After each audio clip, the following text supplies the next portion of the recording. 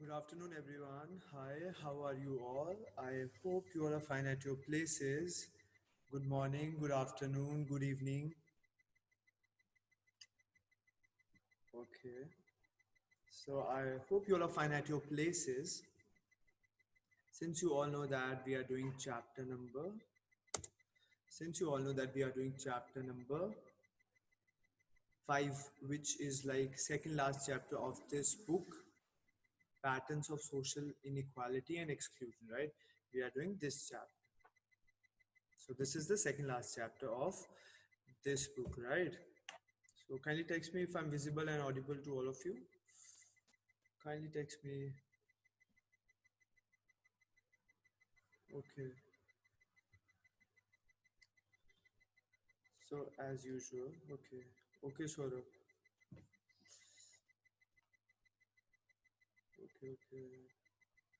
So as usual, let's start the share. Let's start the share. Here I go. Here I go. So this is the classroom PPTs. And yes, we are doing chapter number 5, which is second last chapter of this book, right? Okay. So we are doing this chapter.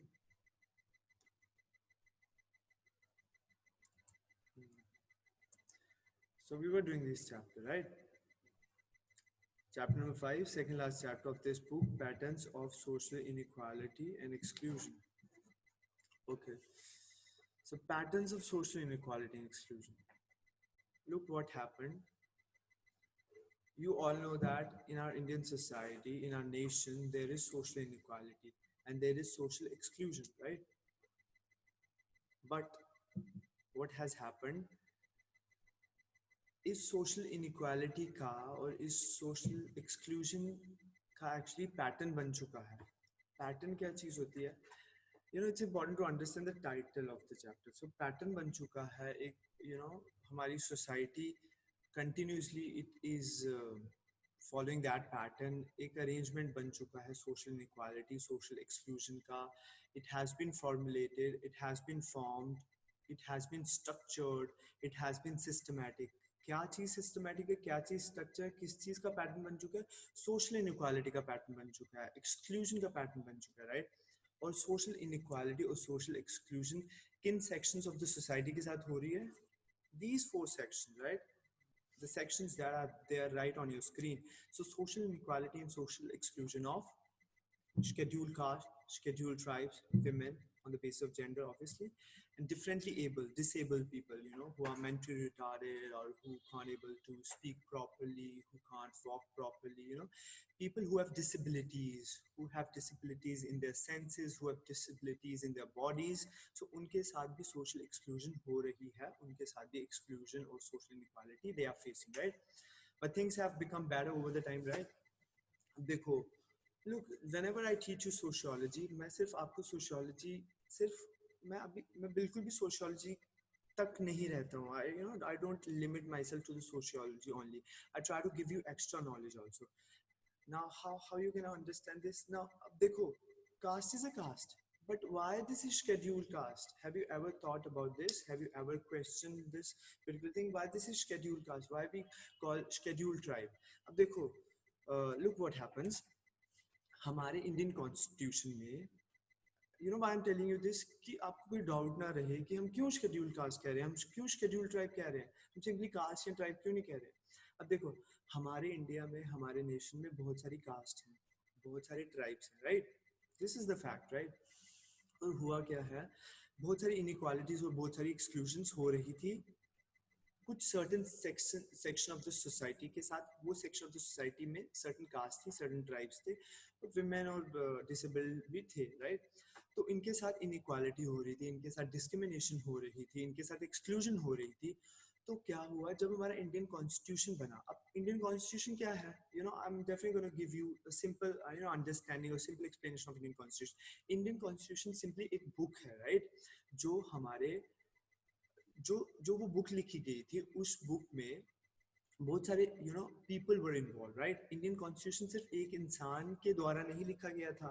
Indian constitution बहुत सारे लोगों ने मिलकर लिखा था, ये book बहुत सारे लोगों ने मिलकर लिखी थी। इसमें almost 284 people were involve, if I am not wrong.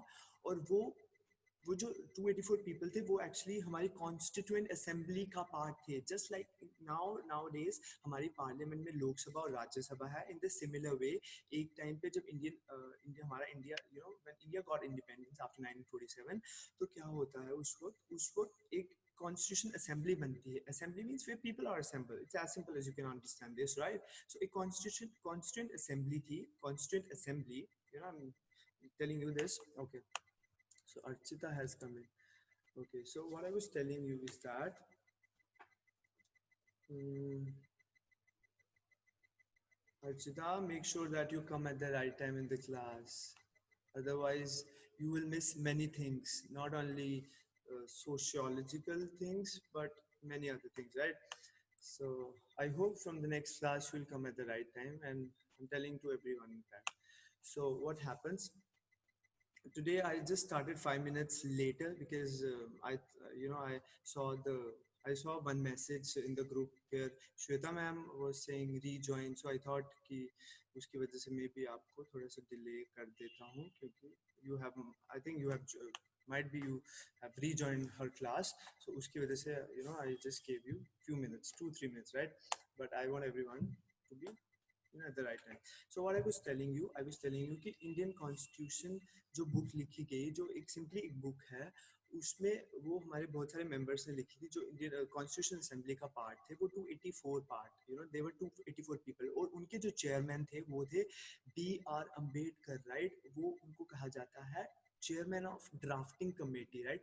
जिन्होंने हमारा इंडियन कॉन्स्टिट्यूशन लिखा, उस पूरे ग्रुप के जो चेयरमैन थे वो हमारे B.R. अम्बेडकर थे, ठीक है? और उनको इसलिए फादर ऑफ इंडियन कॉन्स्टिट्यूशन भी कहा जाता है। और वो खुद एक अनटचेबल थे, वो खुद एक दलित कास्ट को बिलोंग करते थे, वो खुद एक शेड्यूल कास्ट को बिलोंग करते थे। अब क्यों शेड्यूल कास्ट, क्यों शेड्यूल ट्राइब? जो हमारा इंडियन कॉन्स्टिट्यूशन है, उस कॉन्स्टिट्यूशन में सर, आपको सबसे पहले तो आपको समझना पड़ेगा शेड्यूल क्या होता है। शेड्यूल क्या होता है? शेड्यूल होता है हमारा टाइम टेबल। शेड्यूल क्या होता है? हमारी लिस्ट। टाइम टेबल में हमारा लिस्ट होती है, टाइम टेबल में हमारा टेबल होता है, और उस लिस्ट में सर्टेन थिंग्स हम मेंशन करते हैं कि जैसे सिंपली हम अपना टाइम टेबल बनाते हैं, हमारा शेड्यूल होता है, हमारा लिस्ट होती है। तो इन द सिमिलर वे हमारे इंडियन कॉन्स्टिट्यूशन में जो सिंपली एक बुक है, ज़्यादा मत सोचो, वो सिंपली एक बुक है इंडियन कॉन्स्टिट्यूशन। और इंडियन कॉन्स्टिट्यूशन में सर्टन शेड्यूल्स हैं, सर्टन लिस्ट है, सर्टन टाइम टेबल है, ये kind of I would say list is the best word to use. So हमारे इंडियन कॉन्स्टिट्यूशन में लिस्ट है, और उन लिस्ट को शेड्यूल कहा जाता है। और उन लिस्ट में सर्टन कास्ट को मेंशन किया गया है, सर्टन ट्राइब्स को मेंशन किया गया है, और we have got 12 schedules in our Indian constitution, right? And out of those 12 schedules, number one schedule talks about the caste, number one schedule talks about the tribe. So almost if I'm not wrong, more than 1100, 1100 castes are mentioned in schedule first of Indian constitution, and almost about 744 or 740 odd tribes are mentioned in that Indian constitution. और उन cast को, उन tribes को mention किया गया है हमारे Indian constitution में।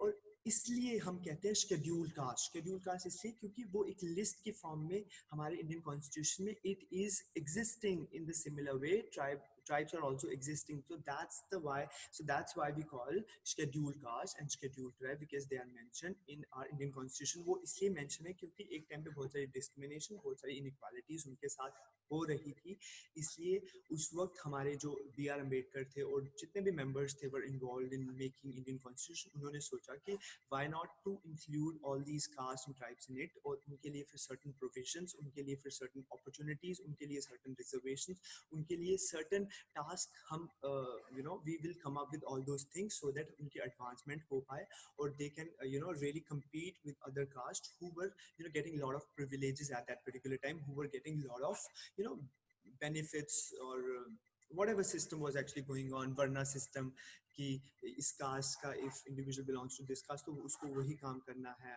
Suppose you know if someone belongs to you know some lower caste and he wants to study, तो उस वक्त ऐसा नहीं था. उस वक्त ऐसा था कि you belong to higher caste, then only you will study, otherwise you will not get any chance or opportunity to study, right? तो ऐसा हो रहा है. इसलिए you know we should respect our Indian constitution, which did a marvelous job, which did you know fantastic job, or I would say outstanding job to you know to include all these castes. और इसकी वजह से हम इनको कहते हैं scheduled caste और scheduled tribe, क्योंकि हमारे Indian constitution में जो schedules हैं उनमें ये caste और tribes are mentioned in that. Okay, so I'm sure now you have got the idea.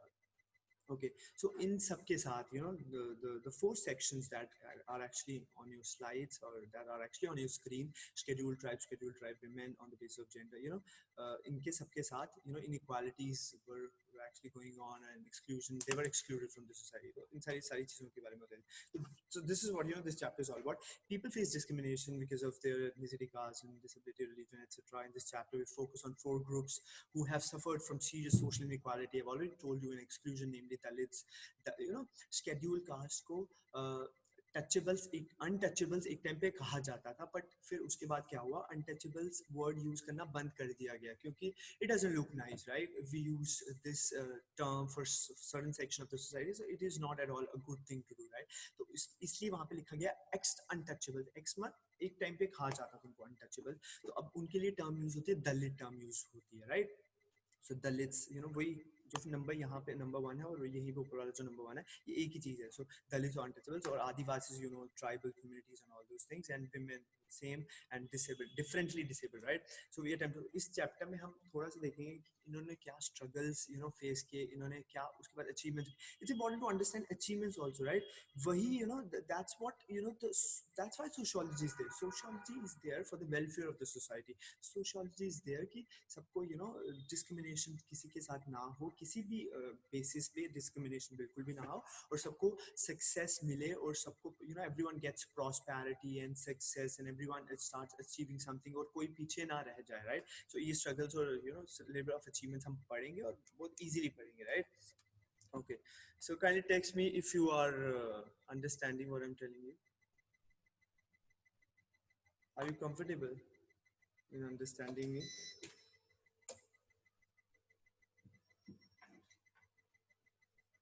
Yes. And today I'm using dual language. I'm using Hindi as well, right? Not only English, but I'm using Hindi as well, right? Okay. So better, sir. Okay. So this is what you know what was happening. Okay. So introduction is very important, right? What is social about social inequality and exclusion? अब जब हम social inequality की बात करते हैं और exclusion की बात करते हैं, तो हम यहाँ पे सबसे पहले question ये आता है, you know, the first question that comes right in front of us is what is social about social inequality and exclusion?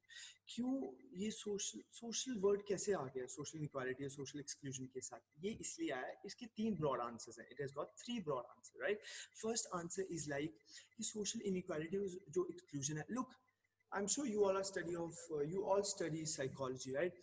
जब हम अपनी स्टडी को सिर्फ एक इंडिविजुअल तक कन्फाइन रखते हैं, जब सिर्फ इंडिविजुअल तक we study, that is what psychology is all about. हम we try to understand the behavior of an individual, we try to understand the memory of the individual, we try to understand the mental ability of the individual. वो चीज सिर्फ psychology studies all those things. But जैसे ही we go and transcend means we go beyond that individual. जब हम society की study करते हैं, groups में स्टडी करते हैं सोसाइटी को, तो that becomes the work of sociology, right? Social क्यों कहा जाता है सोशल इनइक्वालिटी और सोशल एक्सक्लूजन को? क्योंकि number 1 point, social inequality and exclusion are social because they are not about individual, right? वो सिर्फ इंडिविजुअल्स तक नहीं है. Social inequality and social exclusion अब किसी के साथ अगर हो रहा है, वो सिर्फ एक इंडिविजुअल के साथ नहीं हो रहा था, वो पूरी सेक्शन ऑफ द सोसाइटी के साथ हो रहा था. तो इसलिए हम कहते हैं कि ये नंबर 1 पॉइंट है, हम जस्टिफाई कर पा रहे हैं कि social it's not confined to individual only but about groups as well, right? Number 2 point, they are social in the sense. अब सबसे पहले तो हमने फर्स्ट पॉइंट में हमने बता दिया कि it's about it's not confined about individual but ये ग्रुप्स के साथ होती है, सोशल इनक्वालिटी एक्सक्लूजन, राइट, होती है। उसके बाद सेकंड पॉइंट में हम बात करेंगे, हम सेकंड पॉइंट में हमने सोशल को ना इकोनॉमिक्स के साथ समझने की कोशिश की।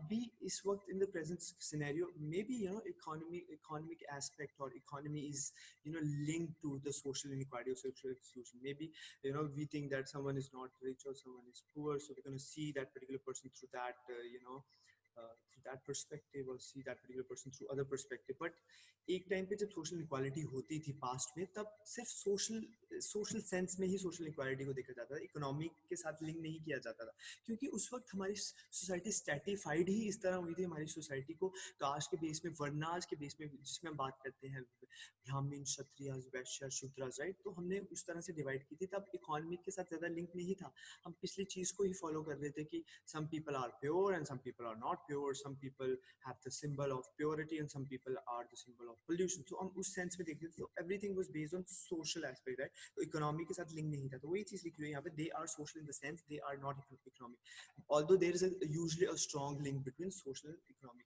आजकल there is a strong link, right? Because economic has a lot role to play in the society, right? Number third point, right, they are systematic in structure.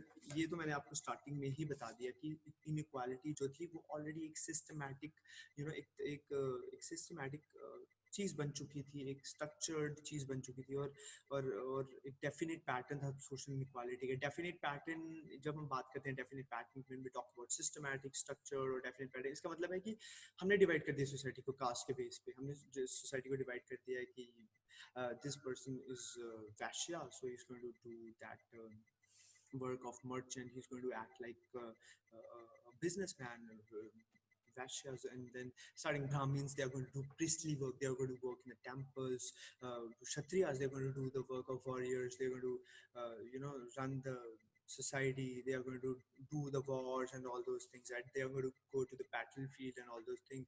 And Vashyas, they are going to do the work of merchant, they are going to trade, they're going to do the trade, or Shudras, they're going to do that, they're going to serve the upper three caste, or they're going to do the different things like they are going to make pots, they are going to do the task of artisan, what artisan do, or they're going to do sweeping work or cleaning things, right? So इस तरह से चीज़ों को already systematic structured कर दिया गया था, और इसलिए हम इन 3 पॉइंट्स की वजह से कहते हैं कि what is social about social inequality social, because of these 3 points. और वही क्वेश्चन एक आया हुआ है कि what is social about social inequality, you can write these 3 points and your job is over.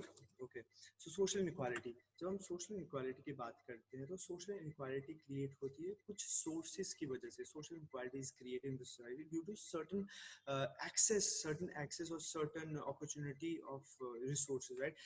If a person has access to these 3 types of resources, then he is going to have the upper position in the society, and जिसके पास these 3 capitals or resources नहीं है, वो नहीं करेगा, right? तो sources के base पे हमारी सोशल इनक्वालिटी डिसाइड होती है और हो रही है, राइट?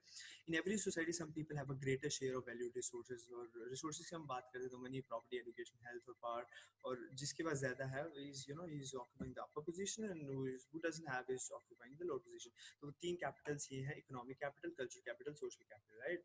इकोनॉमिक कैपिटल में प्रॉपर्टी वगैरह, एसेट वगैरह, all those things, material assets. Culture में एजुकेशन क्वालिफिकेशन कैसी है और कैसा स्टेटस है उनका सोसाइटी में, राइट? मे बी कास्ट के साथ वो अपर कास्ट बिलोंग करते हैं तो वो ऐसा होगा, तो ऐसी चीज़ें हुआ करती थी। और सोशल कैपिटल में हमारी सोसाइटी में कैसे कनेक्शंस हैं, हमारी सोशल एसोसिएशन कैसी है, हमारी एसोसिएशन लोगों के साथ कैसी है, और ये काइंड ऑफ तीनों चीज़ें इंटरलिंक है, राइट? दिस और जो इन 3 सोशल रिसोर्सेज का जो इनमें अनइक्वल एक्सेस है, किसी के पास ज़्यादा है, किसी के पास कम है, ये तीनों चीज़ें, तो उसकी वजह से सोशल इक्वालिटी हमारी होती है, right? So social inequality in 3 resources की वजह से होती है, और जो 3 रिसोर्सेज हमने इस तरह डिवाइड किए हैं। इकोनॉमिक कैपिटल में which kind of capital? Economic capital. Which kind of capital? Cultural capital. Which kind of capital? Social capital. Capital means assets, property, right? The material resource that we have, right? So ये सारी चीजें से social inequality बनती है हमारी, right? अब this social inequality difference, और इन social inequality से, या किसी के पास एक्सेस है, किसी के पास एक्सेस नहीं है, इसकी वजह से कुछ लेवल्स सेटअप हो चुके हैं सोसाइटी में, और स्पेशली पहले तो बहुत ज़्यादा थे, तो कुछ लेवल्स, कुछ इन लेवल्स को हम कहते हैं hierarchy. Hierarchy has actually come in the society, and that hierarchy leads to what? That hierarchy leads to social stratification, right? So social stratification की जब हम बात करते हैं तो society is divided, society is stratified. When I'm saying stratified, then it means that society is divided. Society is divided into certain hierarchies. Society is divided or stratified into certain hierarchies. जो क्यों? वो उन resource की वजह से जो जिनका मैंने अभी पिछली स्लाइड में बात की, किसी के पास एक्सेस है, किसी के पास एक्सेस नहीं है, राइट? बट सोशल जब stratification, when we study social stratification, then we study 3 principles of social stratification, right? कि सोशल स्ट्रैटिफिकेशन किन बेसिस पे एग्जिस्ट कर रही है. सोशल स्ट्रैटिफिकेशन अगर सोसाइटी में है, obviously unequal access to the resources जिसकी मैंने बात की वो तो है ही है, बट प्रिंसिपल्स क्या है? प्रिंसिपल्स क्या है, right? Principles means kind of किन बेसिस पे एग्जिस्ट करे. Principle means, if I use Hindi word for it, कौन से सिद्धांत हैं, right? So 3 principles जिसके बेसिस पे सोशल इनक्वालिटी हम समझते भी हैं और उसके बेसिस पे सोशल स्ट्रैटिफिकेशन सोसाइटी में is going on, right? Okay, so social stratification. अब देखो, in your exams, this question I think might have come in exams. Ki, tell us the 3 or write the 3 key principles of the social stratification. So these are 3 key principles, right? If it comes as a 4 marks or 2 marks, then you have to write all these things. But maybe if it comes in 6 marks, then you have to explain it a little bit, right? That's the reason I do discussion, because discussion is going to help you to write 6 marks answers, right? Okay.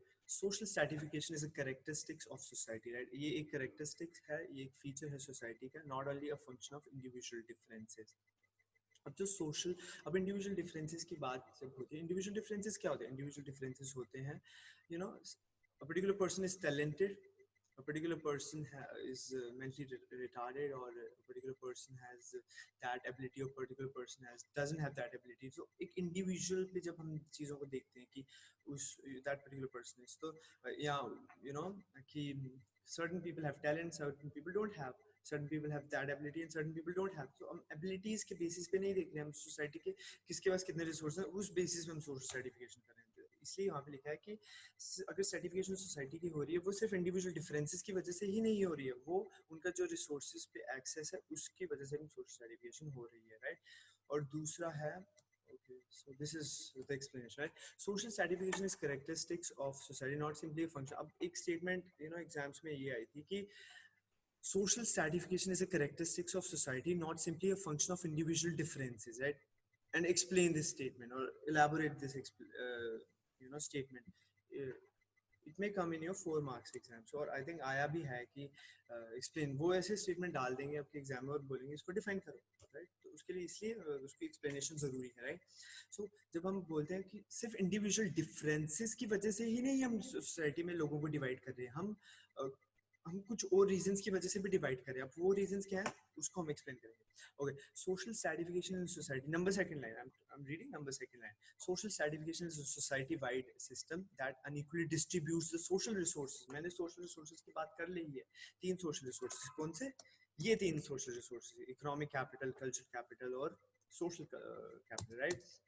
So क्या लिखा हुआ है? Social stratification is a society-wide system that unequally distributes social resources among categories of people. In the most technological primitive societies, hunting and gathering societies, for instance, little was produced, so only rudimentary social stratification could exist. In more technological and advanced societies, where people produce a surplus or over and above their basic needs. However, social resources are unequally distributed to various social categories regardless of people in it, individual difference. अब इसका क्या मतलब है? इसका मतलब है कि हम अगर सोसाइटी में स्ट्रैटिफिकेशन कर रहे हैं, अगर हम लोगों को डिवाइड कर रहे हैं सोसाइटी में, सिर्फ इंडिविजुअल डिफरेंसेस की वजह से ही नहीं कर रहे हैं कि अगर that particular person has more abilities, that particular person doesn't have more abilities, so उसकी वजह से तो एक स्ट्रैटिफिकेशन हो रही है, बट किसके पास कितना एक्सेस है उसकी वजह से भी स्ट्रैटिफिकेशन होती थी एक टाइम पे. अब कैसे होती थी? अब जो सोसाइटीज प्रिमिटिव सोसाइटीज थी, जो टेक्नोलॉजिकल एडवांस सोसाइटीज नहीं थी, बहुत प्रिमिटिव पुरानी सोसाइटीज थी, वहाँ पे क्या होता था? वहाँ पे जैसे ये होता था कि सपोज लैंड ओनरशिप है, या वो लैंड ओनरशिप है सपोज, तो वो एक हर कास्ट को दे दिया जाता था कि ये land you are going to own the land, you have the possession of this land. तो हर कास्ट को दे दिया जाता था वो सारा एक्सेस। तो और जो लोअर कास्ट थे, they used to work in their lands, right. So ultimately हमने एक स्ट्रेटिफाई कर दी सोसाइटी, है ना, सोसाइटी कर दी। और ये होता था हंटिंग एंड गैदरिंग सोसाइटीज में, मतलब प्रिमिटिव सोसाइटीज में ये सारी चीजें होती थी। Little was produced so that only rudimentary means very basic. तो जब बेसिकली इंडस्ट्रियल रेवोल्यूशन नहीं हुआ था, जब फैक्ट्री सेटअप नहीं हुई थी, कैपिटलिज्म सिस्टम नहीं आया था, कैपिटलिज्म नहीं आया था, उससे पहले सिर्फ लैंड को दे दिया एक पर्टिकुलर सोसाइटी को, एक पर्टिकुलर कास्ट को, और बाकी people are working in their lands and they are earning their livelihood from there। तो उसके बेसिस पे स्ट्रैटिफिकेशन हुआ करती थी। ये इंडिविजुअल डिफरेंसेस नहीं है, ये देखो ना, एक सोसाइटी को पूरी वो दे दी है, एक एक्सेस दे दिया है। और उसके बाद जब दूसरा इसमें ये लिखा हुआ है कि जो टेक्नोलॉजिकल एडवांस सोसाइटीज थी, जैसे अभी इस वक्त क्या टेक्नोलॉजिकल, जैसे इंडस्ट्रियलाइजेशन आई इंग्लैंड में, राइट, 18th-19th सेंचुरी में इंडस्ट्रियलाइजेशन आई। तो क्या होने लगा, जो ब्रिटिशर्स थे वो यू नो वो वहाँ पे इंडस्ट्रियलाइजेशन जहाँ जिस सोसाइटी में होती थी, वहाँ पे क्या होता था, गवर्नमेंट भी सपोर्ट करती थी कैपिटलिस्ट को, इंडस्ट्रीज को सपोर्ट करती थी। और जो ऑब्वियसली जो people who used to work in the industries, और उनको एक्सप्लॉइट किया जाता था, उनसे ज़्यादा से ज़्यादा काम निकलवाया जाता था, उनसे ज़्यादा से ज़्यादा they used to work for 10 hour 15 hour, उनको लेस वेजेस दिया जाती थी, उनको लेस सैलरीज दी जाती थी। तो यहाँ पे भी एक क्लास बन गई, राइट। जब हम प्रिमिटिव सोसाइटीज की बात करते हैं, तो वहाँ पे कास्ट के बेसिस पे होगी एक्सेस। और जब इंडस्ट्रियल रेवोल्यूशन है, तो एक क्लास बन गई, हायर क्लास बन गई, इंडस्ट्रियलिस्ट की लोअर क्लास बन गई, जो वर्किंग इन देयर क्लास। तो यहाँ पे भी एक अनइक्वल एक्सेस है, स्ट्रैटिफिकेशन हो गई। ये यही है एक्चुअली मीनिंग, कि इंडिविजुअल डिफरेंसेस तक ही नहीं लिमिटेड है, बट ये करेक्टरिस्टिक्स ऑफ द सोसाइटी है। तो दोनों एस्पेक्ट में ये एक्सप्लेनेशन, राइट। और दूसरी हम प्रिंसिपल की बात करते हैं, जो दूसरे प्रिंसिपल की बात करते हैं, वो प्रिंसिपल क्या कहता है, social stratification persists over generation to generation, persists over generations। It is closely linked to the family and to the inheritance of social resources from one generation to the next, right। इसका क्या मतलब है कि social stratification persist हुई generation to generation, obviously हुई। अभी तो basically things have become better, but एक टाइम पे वही कास्ट सिस्टम चलता आ रहा था, वही क्लास सिस्टम चलता आ रहा था, और वही जनरेशन टू जनरेशन चीज़ों को स्ट्रैटिफाई, जो सोसाइटी को स्ट्रैटिफाई किया, वही हायरार्की चलती आ रही थी। अब तो things have become very good. Okay, so social stratification, the explanation of second principle. The social stratification persists over generation. It is closely linked to the family and inheritance of the family. A person's social position is ascribed. अब कैसे हम बोलेंगे person social position is ascribed? Look, there are two words, ascribed and achieved. Achieved होता है after birth, जो भी हम achievement करते हैं, we get good marks in our exams, we get a job, or any kind of achievement जो हम करते हैं, वो हम अपने अपने अपनी विल के साथ, अपनी एबिलिटीज के साथ करते हैं। बट कहीं ना कहीं जब बट एस्क्राइब चीज़ वो होती है जो हमें अपनी फैमिली से मिलती है। Suppose we we take birth in a particular caste, so वो एस्क्राइब चीज़ है, वो हमें हमें अपनी फैमिली से मिल गई है। क्या हम अपनी कास्ट चेंज कर सकते हैं? नहीं कर सकते, राइट। तो वो generation to generation carry forward होती है। तो वही चीज़ लिखी है, personal social position is ascribe, वो एक फिक्स होती है सोशल पोजीशन। क्या पता हम यहाँ पे सोशल पोजीशन की बात कर रहे हैं तो हम कास्ट के साथ कर रहे हैं कि हायर कास्ट को अच्छी पोजीशन मिली सोसाइटी में, लोअर कास्ट को नहीं मिली, उस चीज़ की बात कर रहे हैं। तो with in the caste system birth dictates occupation opportunities. ये सब आपको पता है कि ऑक्यूपेशन के साथ हमारी कास्ट के साथ हमारी ऑक्यूपेशन लिंक थी, कि in the varna system, like in the varna system Brahmin Kshatriya वैश्य शूद्र, जो जिस कास्ट को बिलोंग करता था, जिस ग्रुप को बिलोंग करता था, वो वैसे वैसे ऑक्यूपेशन करेगा, right. A Dalit is likely to confine to traditional occupation such as agriculture labour, scavenging और लेदर वर्क। और जैसे पर्टिकुलर पर्सन दलित कास्ट में किसी ने बर्थ किया, तो वो अनफॉर्चुनेटली उसी चीज में इन्वॉल्व रहता था। बट अभी क्या हुआ? अभी things have change. Who is our present president? Our present president is Ramnath Kovind. He belongs to a Dalit caste and he has become the president of India. Can you believe this? So things have become, just good for all of us. Everyone is getting opportunities. Everyone is getting, I would say enough opportunities and no discrimination is there. तो हमारे president जो है रामनाथ कोविंद, वो एक दलित cast को belong करते हैं। Look at that, what post he is in? He is in top post of India, right? President of India, right? तो अभी things change हुई है। एक time पे होता था कि generation relationship होते हैं। Okay, you belong to Dalit, so your children भी अभी ये काम करेंगे, आपके चिल्ड्रन भी ये काम करेंगे, आपके चिल्ड्रन भी ये काम करेंगे, तो ऐसी चीजें हुआ करती थी, राइट? सो इसलिए हम कहते हैं generation generation social stratification shifting, right? So social stratification is supposed to, third point I'm talking about, social stratification is supposed by patterns of social belief and ideology, right? So अब क्या है, इसका मतलब ये है कि सोशल स्ट्रैटिफिकेशन इसलिए generation to generation, I am talking about third point actually, I am referring to the second point but actually I am telling you the third point. Social stratification एक बिलीफ सिस्टम के ऊपर, एक ideology के ऊपर based था, कि लोगों के बीच में एक बिलीव था कि हाँ ऐसा ही होगा तो ऐसा ही होगा, तो ऐसा ही हो रहा था तो ऐसा ही होगा, राइट? अभी you have taken birth to this caste, तो आप ऐसे करो, बट अभी आइडियोलॉजी नहीं चेंज हो चुकी है, चेंज हुई है, इसलिए चेंजेस आया, क्योंकि सोशल स्ट्रैटिफिकेशन इसलिए जनरेशन जनरेशन परसिस्ट कर रही थी, क्योंकि लोग सोचते थे social stratification is very fair, ठीक है, ये social stratification is inevitable, sure to happen, होना ही है, जिसने इस कास्ट में बर्थ ले लिया उसके साथ ऐसा ही होना है और वो ऐसा ही करेगा, ये बिलीव था, राइट? इसलिए ये तीन प्रिंसिपल्स के ऊपर सोशल स्ट्रैटिफिकेशन चलती थी, राइट? ओके, ये काम करेगा, ओके, मैरिज इज यूजुअली, पहले क्या होता था, marriage was usually restricted to particular caste, कि if you belong to Brahmin so आप ऐसे ही इसी कास्ट में शादी करोगे, अगर आप क्षत्रिय तो आप इसी कास्ट में, तो आउट ऑफ कास्ट मैरिजेस नहीं होती थी, but nowadays it is happening, why it is happening, because वो आइडियोलॉजी, वो जो बिलीव था, which was backing the social certification system, that belief has now gone away to certain extent, right? So intercaste marriages are now taking place, not to the greater extent, but somewhere things have started becoming like that, right? So third point की वही बात, third point वही बात करता है कि certain belief और ideology की वजह से social stratification होती थी, because people were thinking that it is fair, it is inevitable. Even inevitable means something sure to happen, होना ही है.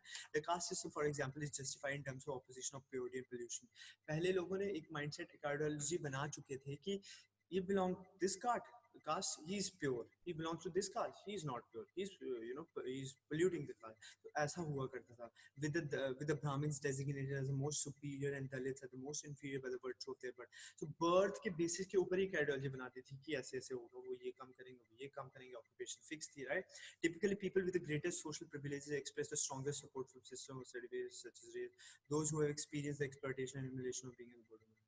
ओके, सो देखो, ये last line is very important. देखो, अब जो लोगों को इस चीज से फायदा हो रहा था, लाइक अपर कास्ट को फायदा हो रहा था, they were enjoying the privileges, they were having the access to education, they were getting the opportunities, they were getting the jobs, right? So what they were thinking, they were not challenging it. क्यों करेंगे वो challenge? It was actually working in their favour, so वो कभी भी challenge नहीं करते थे। But जो बॉटम पे थे, जो दलित्स थे या लोअर कास्ट थे, जो बॉटम थे, उन्होंने चैलेंज किया, उन्होंने इस चीज को चैलेंज किया, और ऑब्वियसली चेंज भी लाई है। इसलिए मैंने स्टार्टिंग में, जब हमने स्टार्ट किया था, तो मैंने कहा था कि उनके चैलेंजेस, उनके स्ट्रगल्स और उनकी अचीवमेंट्स भी हम पढ़ेंगे इस चैप्टर में, राइट? तो ये सारी उन्होंने चैलेंज किया, right? So I am sure अगर एग्जाम्स में ये ऐसा क्वेश्चन आता है कि 3 प्रिंसिपल्स बताओ सोशल स्ट्रैटिफिकेशन के, अगर 4 मार्क्स में आता है तो you have to explain little bit, but अगर 6 मार्क्स में आता है then you have to explain it for at least you have to write 1.5 page or 2 pages, right? So 1.5, right? I think the word limit is for 6 marks, it's somewhere around 150 to 200, something like that. So I'm sure now you will able to explain it, right? So ये होती थी principal social stratification के, right? Okay, so I've got only 6 minutes in which I'll teach you for 3-4 more minutes, right? Right? So what happens, देखो, अब दो concept आते हैं, प्रेजुडाइसिस का और स्टीरियोटाइप का, राइट? अब जल्दी मैं आपको बता देता हूँ कि प्रेजुडाइस और what this stereotype is all about, right? देखो, पीपल के माइंड में एक प्री जजमेंट होती है, एंड सोशियोलॉजिस्ट के माइंड में कभी भी प्री जजमेंट नहीं होती है, because they they do their study on empirical base, they do their studies in a scientific way, वो understand करते हैं, वो reasons और factors को देखते हैं, इसलिए अब just like you can take my example, I never keep any judgment in my mind, मैं कभी भी नहीं सोचता कि this student is ऐसा है तो ये मार्क्स नहीं ला पाएगा, ना ना, ऐसा बिल्कुल भी नहीं होता, हमें फैक्टर्स देखने होते हैं, क्यों नहीं हिला रहा है, क्यों नहीं इंटरेस्ट है, हम उसको अच्छे से पढ़ा रहे हैं कि नहीं पढ़ा रहे हैं, राइट? उसको अच्छे से पढ़ाएंगे, is definitely gonna get marks, right? तो प्रीजुडाइज कभी नहीं सोचना कि हाँ ये this girls they are not good at maths, क्यों ऐसा नहीं हो सकता, राइट? हमने एक प्रीजुडाइज बनाया है, सोसाइटी ने एक प्रीजुडाइज बनाया है कि girls are not good at driving. किसने कहा नहीं, they are not good at driving? बहुत सारी girls they do good driving, right? तो एक प्रीजुडाइज बन गया, एक प्री जजमेंट होती है. So look at that. What is it? People often harbor means to keep in mind. Prejudice means prejudgment. People लोग अपने mind में रखते हैं prejudices about other social groups. Each of us को in a particular caste है. अब होता क्या है, हम certain caste को belong करते हैं. I think I'm moving too much. इतना move नहीं करना चाहिए. So what I was telling you, हम पर्टिकुलर कास्ट से बिलोंग करते हैं और हम कहते हैं कि दूसरी कास्ट का इंसान ऐसा है, वो ऐसे हैं, हम ऐसे हैं. ये हमारी सोसाइटी, हमारी सोशलाइजेशन हमारी इस तरह होती है कि हमें इस तरह की चीज़ें सिखाई जाती है. बट हमें कभी भी ऐसा नहीं सोचना चाहिए, हमें कभी भी प्रीजुडाइसिस नहीं रखनी चाहिए कि उस कास्ट का इंसान ऐसा है, वो ऐसे होते हैं, वैसे नहीं, ऐसा बिल्कुल भी नहीं रखना, राइट? क्योंकि मैंने आपको एग्जांपल दिया ना कि रामनाथ कोविंद, कौन सोच सकता था कि 100 साल पहले कि हमारे प्रेसिडेंट के.आर. नारायण भी हमारे प्रेसिडेंट बने थे, जो फर्स्ट दलित प्रेसिडेंट थे, बिलोंग्स टू लोअर कास्ट, वो हमारे प्रेसिडेंट बने. अभी सेकंड प्रेसिडेंट हमारे रामनाथ कोविंद बने, जो हमारे प्रेसिडेंट बने. कौन सोच सकता था? नहीं सोच सकता. लोगों के अंदर प्रिजुडाइज थी कि नहीं, उनको नहीं कर सकते वो. तो बट अभी हो रहा है ना, तो प्रिजुडाइज नहीं रखना चाहिए. तो प्रिजुडाइज क्या होती है? Prejudgement, right? तो हम और प्रिजुडाइज बायसनेस लाती है हमारी थिंकिंग में. हम एक तरफ ही सोच पाते हैं, हम डिफरेंट डायमेंशंस को नहीं सोच पाते, right? Prejudice is pre conceived notion. Pre conceived notion means idea जो हमारे माइंड में प्री कंसीव, पहले से हमारे आइडिया बना हुआ है. प्री जजमेंट मोशन नेगेटिव, और ये मोशन नेगेटिव होता है क्योंकि हम कैसे किसी के बारे में ऐसे ही बता सकते हैं कि वो ऐसा है? नहीं हो सकता, और इमोशन नेगेटिव होता है. प्रिजुडाइसेस हमेशा नेगेटिव होते हैं. An opinion formed in advance and familiarity with the subject before conceive. हमें विदाउट एविडेंस के साथ हम पहले ही फेमिलियर हो गए? नहीं, ऐसा नहीं हो सकता. हम फेमिलियर तभी होंगे चीज़ों के साथ जब हम उसके उसको सर्टेन एविडेंसेस को समझ पाएंगे, ठीक है? और often based on direct evidence, often based on hearsay means सुनी सुनाई बातों पे यकीन करना, राइट? और रेदर देन डायरेक्ट एविडेंस के ऊपर ना करके सुनी सुनाई बातों पर यकीन करना. और ठीक है, ये होते प्रिजुडाइज, राइट? और अगला स्टीरियोटाइप. स्टीरियोटाइप क्या होता है? स्टीरियोटाइप वही चीज होगी कि स्टीरियोटाइप, हम कहते हैं ना that particular person is very stereotype, कि वो that particular person is not flexible. वो अपनी सोच अपनी रिजिड उसने रखी हुई है, वो चेंज ही नहीं होता है. उसको हम 100 चीजें बोलते हैं कि नहीं ऐसा नहीं है, ऐसा है, आप देखो, आप ऑब्जर्व करो, वो नहीं करते. तो इसका मतलब जो प्रिजुडाइस, प्री कंसीव नोशन या प्री जजमेंट की वजह से स्टीरियोटाइप थिंकिंग आती है या इंसान स्टीरियोटाइप होता है, right? So that's the reason here it is written and grounded on prejudice, right? Fixed and inflexible characterization of person. A whole group is considered homogeneous. Girls are emotional. लोग कहते हैं कि girls are emotional, boys don't cry. किसने कहा boys don't cry? Boys also cry. Who say girls are emotional? Girls are very brave, girls are very courageous, right? So ये हमारे prejudice हैं, हमारे stereotypes. So stereotype and prejudice are very much linked to each other. एक इंसान prejudice होगा, prejudices और pre notion thinking होगी, और वो पहले से ही कुछ सोच के रखेगा, तो ऑब्वियसली वो स्टीरियोटाइप होगा ही होगा, right? Okay, so this is what. और इनकी वजह से, प्रिजुडाइज और स्टीरियोटाइप की वजह से ही डिस्क्रिमिनेशन सोसाइटी में आती है ना? इसकी वजह से ही आती है, right? It refers to actual behaviour. जो हमारे माइंड में है वही हम अपने एक्शंस में लाते हैं. जो हमारे माइंड में है वही हम अपने एक्शंस में लाते हैं. और जब हम एक्शन में चीज़ों को लाते हैं तो हम ऐसा बिहेवियर शो करते हैं, हम ऐसे एक्टिविटीज परफॉर्म करते हैं जिसकी वजह से that leads to discrimination. That's the reason before understanding discrimination, it was very important to understand these terminologies in the form of stereotype and prejudices. Okay, so it refers to actual behavior towards other group. I'm sure it's very easy. The way we treat people in reality, actually we act on prejudice and stereotype. Discrimination is final result of it. So look at that, what is written here? It's very important statement, right? Discrimination is the final result of prejudice and stereotype. I'm sure final result जो prejudice और stereotype के बाद निकलता है वही discrimination होती है, right? So I think time has come to say you goodbye because I'm just left with less than 1 minute. Okay, I hope you have enjoyed the class. Kindly text me, hurry up within few seconds. Okay, so time has come to say you goodbye. Until then, take care all, stay safe, stay at home, and God bless you all. Kindly text me, kindly text me, kindly text me. So I'm not getting any kind of message. Okay. Where are you people? Okay, until then, take care. All stay safe, stay healthy, and study hard.